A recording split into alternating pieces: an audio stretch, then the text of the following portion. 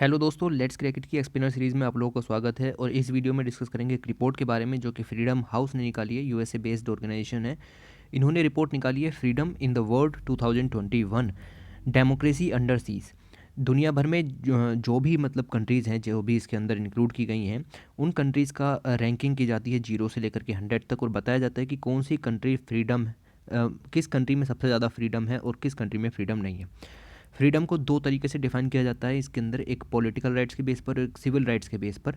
वो सब चीज़ें हम वीडियो के अंदर देखेंगे, बट आपको ये समझना है कि 0 से लेकर के 100 तक की रैंकिंग ये लोग देते हैं। और अगर आपका नंबर 100 है तो आपके कंट्री में बहुत फ्रीडम है, लोगों के पास उनके राइट्स हैं, पॉलिटिकल राइट्स हैं, सिविल राइट्स हैं, freedom of speech and expression है, ठीक है। और ट्रांसपेरेंसी गवर्नमेंट सर्विसेज में बहुत ज़्यादा है, ठीक है। रूल ऑफ लॉ एग्जिस्ट करता है। ये 100 नंबर वाले के लिए, और 0 नंबर वाले के लिए इससे उल्टा होगा। ये सब चीज़ें हम वीडियो के अंदर डिस्कस करने वाले हैं, ठीक है। तो वीडियो इंपॉर्टेंट होने वाली है। अब प्रीलिम्स के लिए यहाँ से क्वेश्चन सीधा सीधा निकल जाते हैं कई सारे, और मेंस के लिए अगर हम बात करें तो पॉइंट्स, अगर आप फ्रीडम के बारे में कहीं पर भी लिख रहे हैं तो अलग अलग वेराइटी लिखने के लिए ये चीज़ें काम आती हैं। तो देखते हैं कि क्या क्या पॉइंट्स इंक्लूड किए गए हैं। पहली बात, रिपोर्ट जो है वो पब्लिश की जाती है फ्रीडम हाउस के द्वारा। Freedom house USA based human rights watchdog है। ह्यूमन राइट्स वॉचडॉग का मतलब आप समझ जाइए कि दुनिया भर में जहाँ पर भी ह्यूमन राइट्स के बारे में थोड़ी सी भी चीज़ें आती हैं, कहीं पर भी वायलेशंस होते हैं, तो ये जो है वो एक्टिव हो जाती है ये ऑर्गेनाइजेशन। और इसको फंड मिलता है यूएसए की सरकार से। और डेमोक्रेसीज़ जितनी भी हैं दुनिया के अंदर, उनको ट्रैक कर रही है 1941 से लगातार। तो ये आप समझिए कि काफ़ी पुरानी हो गई है। और अगर हम बात करें तो 80 साल लगभग इसको यहाँ पर हो चुके हैं वर्क करते हुए, तो काफ़ी ज़्यादा इंपॉर्टेंट हो जाता है। और ये एक्सपीरियंस काफ़ी होता है। उसके बाद बात करें, दो तरह के बेसिकली जैसे इंडिकेटर होते हैं अलग अलग रिपोर्ट में, ह्यूमन डेवलपमेंट इंडेक्स में, इस में भी दो तरह के इंडिकेटर हैं। एक है पॉलिटिकल राइट्स पर इंडिकेटर, दूसरा है सिविल लिबर्टीज़ के ऊपर इंडिकेटर। पॉलिटिकल राइट्स में क्या आ जाता है? Electoral process. क्या इलेक्टोरल प्रोसेस कैसी है? लोगों को मतदान का अधिकार है या नहीं? चुनाव फेयर हो रहे हैं या नहीं? पॉलिटिकल प्लूरलिज्म, कितनी पार्टियां खड़ी हो रही हैं? क्या सिर्फ एक ही पार्टी खड़ी हो रही है?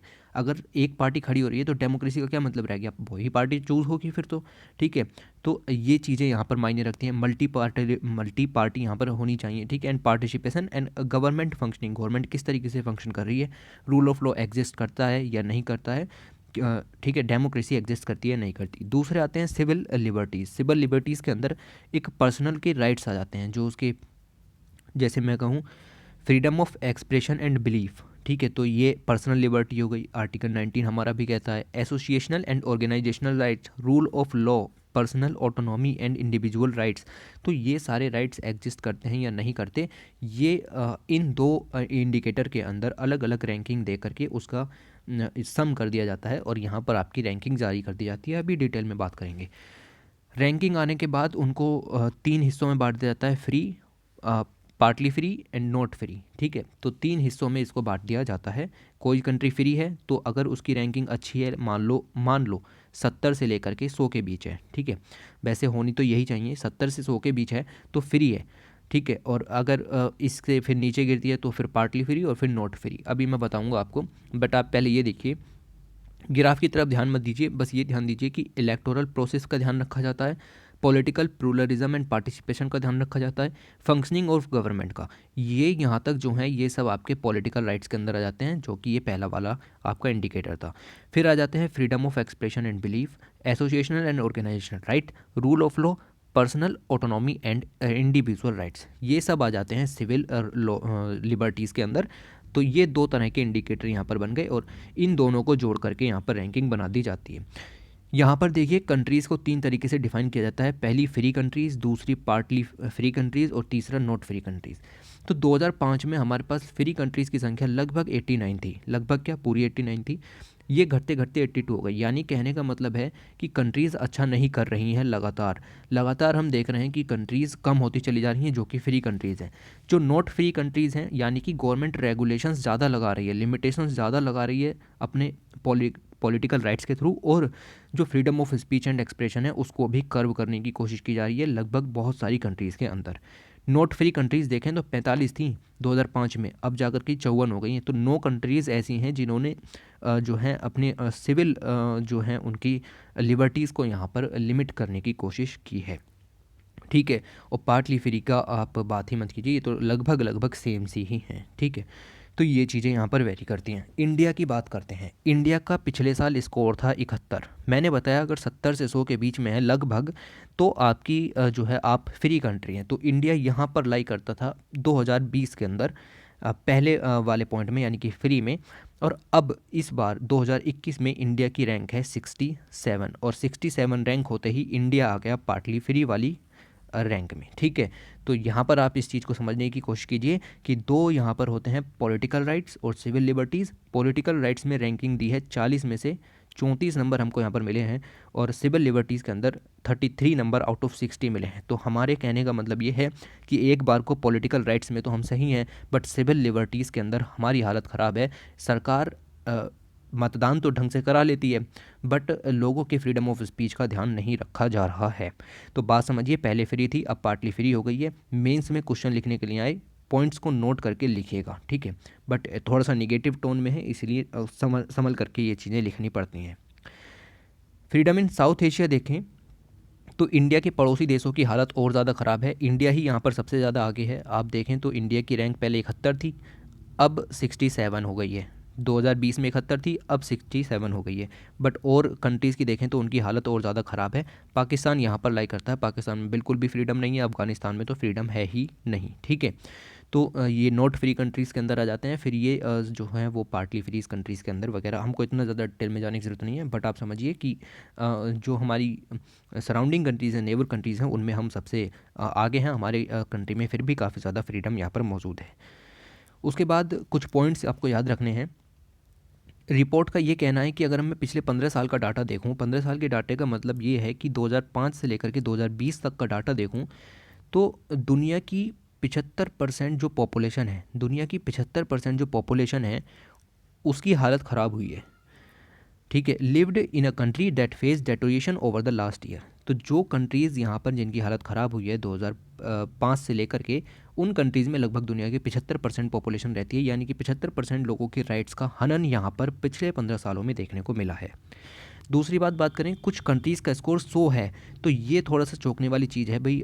ऐसा तो पूरा मुझे लगता नहीं कि कोई कंट्री ऐसी होनी चाहिए जिसका पूरा का पूरा 100 रैंकिंग दे दी जाए, बट यहाँ पर इन्होंने दी है।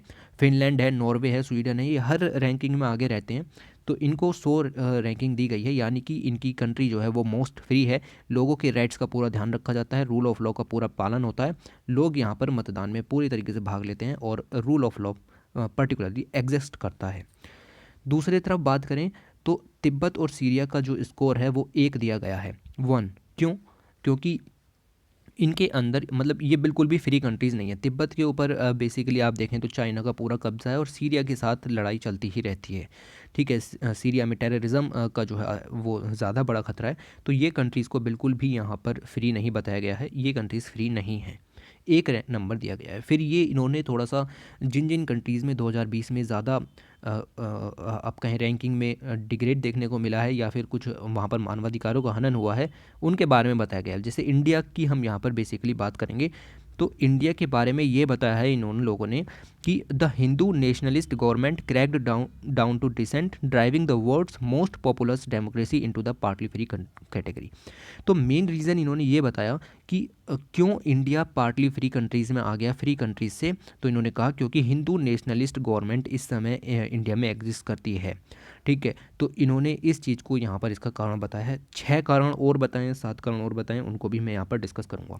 तो और कंट्रीज़ के बारे में भी पढ़ सकते हैं, जैसे हांगकॉन्ग में अभी अभी कितनी ज़्यादा कंट्रोवर्सी रही, क्योंकि वहाँ चाइना अपना आधिपत्य जमाना चाहता है। ठीक है, इस तरह की चीज़ें हैं। फिर वेनेजुएला में क्राइसिस हर समय बना रहता है। ठीक, इथोपिया है, इथोपिया में भी सिविल राइट्स का लगातार वायलेशन देखने को मिलता है। बाकी ये छोटी छोटी कंट्रीज़ हैं, यहाँ पर भी कुछ रैंकिंग इम्प्रूव देखने।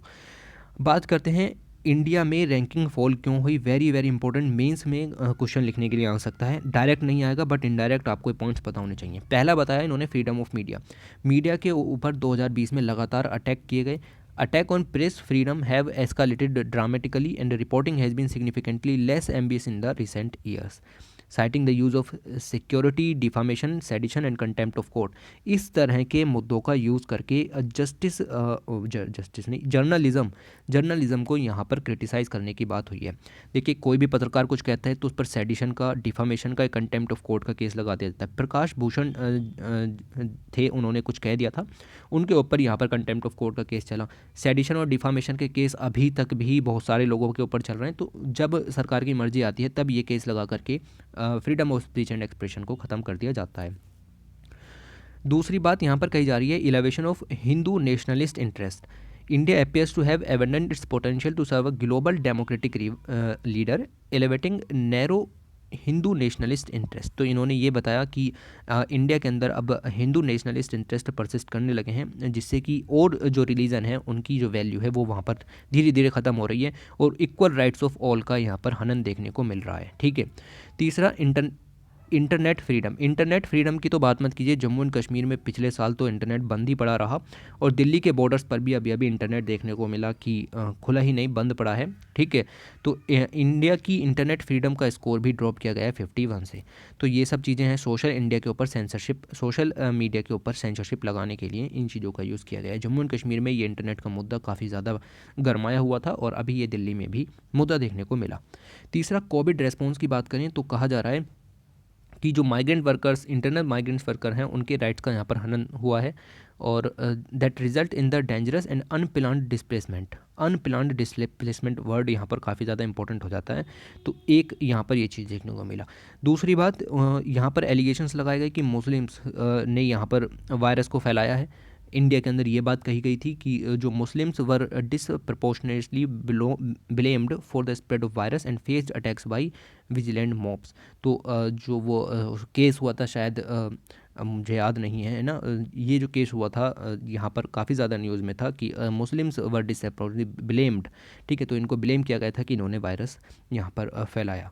तो ये सब मुद्दे हैं जिनकी वजह से इंडिया की जो रैंकिंग है वो नीचे कर दी गई है, क्योंकि यहाँ पर लोगों के जो अधिकार है वहाँ का हनन दिखा है। और क्रैकडाउन ऑन प्रोटेस्टर्स, जो भी प्रोटेस्ट करते हैं उनके ऊपर यहाँ पर लाठीचार्ज किया जाता है, वगैरह वगैरह चीज़ें इसके अंदर आ जाती हैं। जैसे डजन्स ऑफ जर्नलिस्ट को अरेस्ट किया गया और आपने देखा कि किसानों ने भी कितने ज़्यादा यहाँ पर हड़ताल वगैरह की और उनके लिए भी यहाँ पर चीज़ें लिखी गई हैं। लॉस की बात करें तो Uttar Pradesh law prohibiting forced religious conversion. तो इस तरह के जो लॉज हैं इनको भी यहाँ पर इंटरफेथ मैरिज को यहाँ पर बंद करने के लिए, तो ये सब भी यहाँ पर कंसर्न का कारण बने और ये कुछ रीज़न्स रिपोर्ट के अंदर दिए गए हैं। ये सब चीज़ें यहाँ पर आपको थोड़ी सी नोट करके चलनी है। दूसरा, अगर मैं पूरे ग्लोब की बात करूँ, एशिया पैसिफिक के अंदर आ जाते हैं। एशिया पैसिफिक की टोटल पॉपुलेशन है लगभग 4.2 बिलियन और 4.2 बिलियन में 39 कंट्रीज़ एशिया पैसिफिक के अंदर ली गई। 39 एशिया पैसिफिक कंट्रीज़ में से 44% कंट्रीज़ फ्री हैं, 33% कंट्री पार्टली फ्री हैं और 23 कंट्रीज़ फ्री नहीं हैं। तो इतना सा थोड़ा बहुत आपको पता होना चाहिए। यूएसए की बेहालत कुछ सही नहीं है। 2010 में इसकी रैंकिंग 94 थी, यानी कि काफ़ी ज़्यादा फ्रीडम था, और 2020 में आते आते इसकी रैंक 83 हो गई। तो ये भी कुछ खास नहीं कर रहा है, इसके अंदर भी फ्रीडम्स यहाँ पर कम होती चली जा रही हैं। ठीक है। तो ये लास्ट स्लाइड थी, इतना ही आपको जानना था इस इंडेक्स के अंदर। बाकी कुछ जानने की ज़रूरत नहीं है, काफ़ी कुछ इस के अंदर कवर हो चुका है और freedom in the world report 2021 के अंदर इतना ही काफ़ी है। Thanks for watching, take care.